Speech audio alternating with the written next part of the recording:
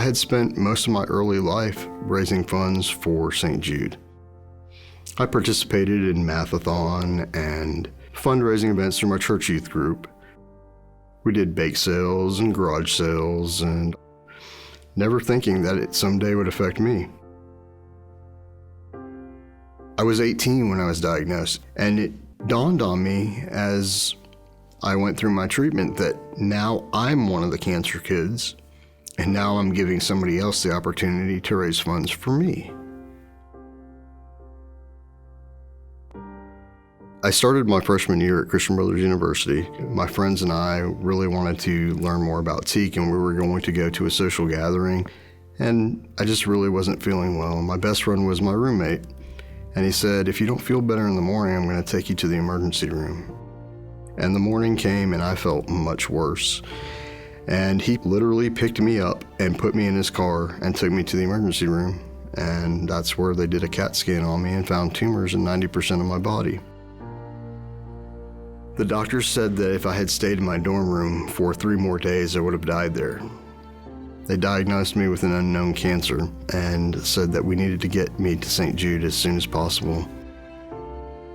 There's nothing really that can prepare you for the C word. There was a lot of crying and a lot of uncertainty. That all changed when I got to St. Jude. There's a vibe in this hospital that exudes life and survival and the ability to fight and carry on, and that gets into you, and it makes you a tougher person, but it helps to make you a survivor.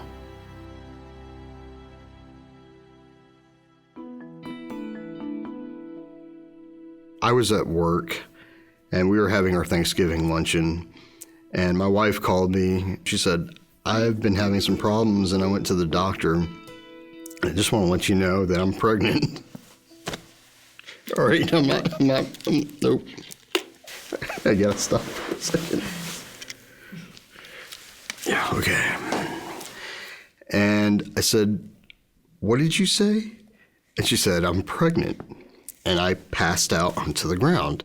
After 2 years of chemotherapy and radiation at St. Jude, I was told that the likelihood of me having a child probably would not be in my future. And so my whole life changed again, because not only did my life change when I went to St. Jude, my life changed when I found out that I was going to have a son.